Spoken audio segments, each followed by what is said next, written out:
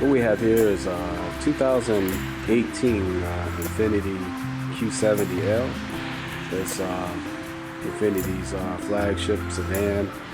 I believe it comes in 2 engine sizes. It comes with the VQ37, which we have here, and it has Nissan's V8. I forget the engine displacement size. I want to say it's a 5 liter, 5.2. I think it's the same engine that's in the Titan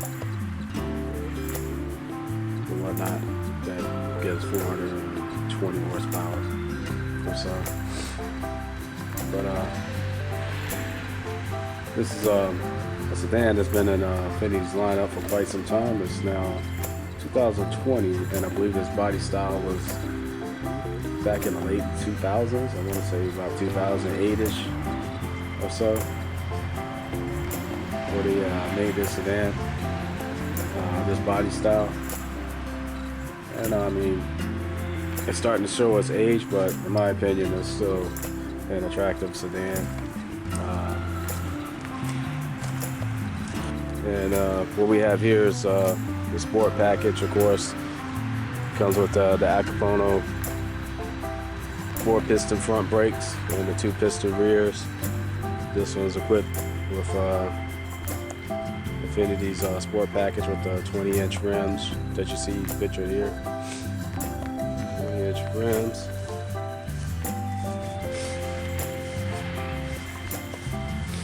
And it has the backup radar, the 360 view. We're going to go through some of the features here. As you can see, it has nicely appointed wood trim. That dash layout has been around in the previous gen sedan. I want to say 2006 M35s.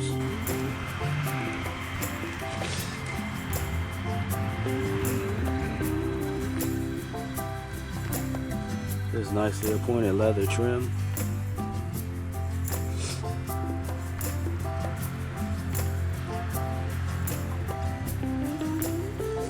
And this model is equipped with heated and cooled seats. This is the all-wheel drive model. It has the drive modes, Sport, Eco, and Snow. Actually, it has the same modes as my Q50S over there, which is all-wheel drive.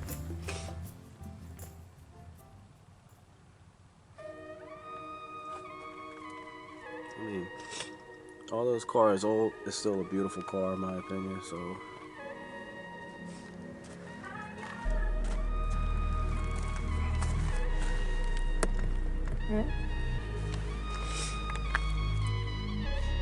It's a nice roomy back seat. Much more room than my Infiniti G25 or the 50 over there. Oh, wow, that's a feature I didn't know it had. It has heated rear seats. And that's a nice surprise. Cup holders in play, and that usually most vehicles that are in this segment usually have digital climate controls right there, which this one doesn't have. So that's one of the areas Infiniti is falling behind. They have the retractable shades that most of the vehicles have. Some of the German manufacturers like Mercedes, even their E-classes probably have shades that go up. That would have been a nice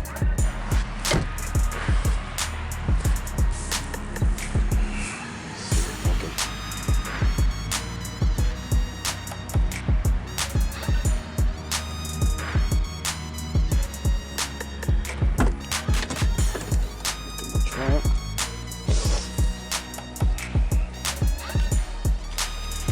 Nice roomy trunk. And as I said, this is 2018 Infiniti. But if you look at the 2008, the M series, the late M series, onto the early Qs, You will see the same. It'll be laid out the same way. The only difference is the LED rear lights now. Still has the same body lines, which I'm gonna say it's still an attractive car, just behind the times, and you see that it has the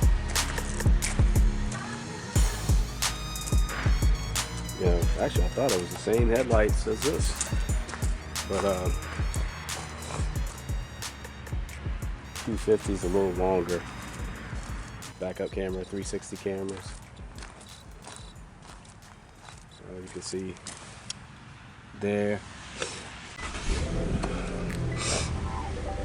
And when you turn the car off, the seat moves back into position to let you have enough room. The seat moves back to let you out, and then when you turn the car on, the car automatically puts you in a position that you were first in when you were driving the car.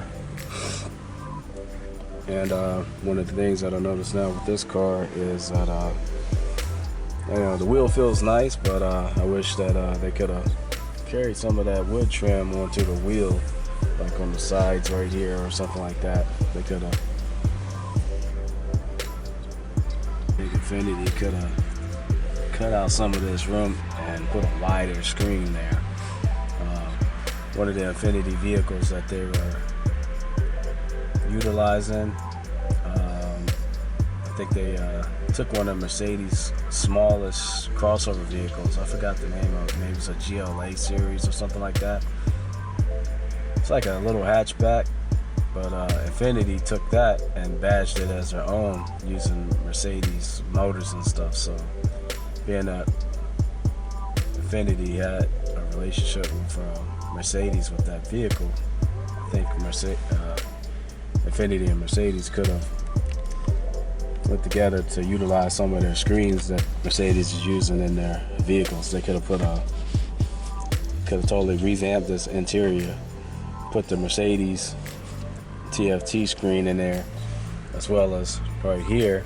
The gauges are they look good and sporty, but you see it has that, this is a 2018 now, it has that digital LCD screen, and in the 50, mine's a 2015, it has a digital screen in the front, a digital color screen in there, and Infiniti could have dropped that in there if they were going to use these analog gauges or whatnot. I mean, it still looks good, but it's not on par to something as far as the Genesis G70.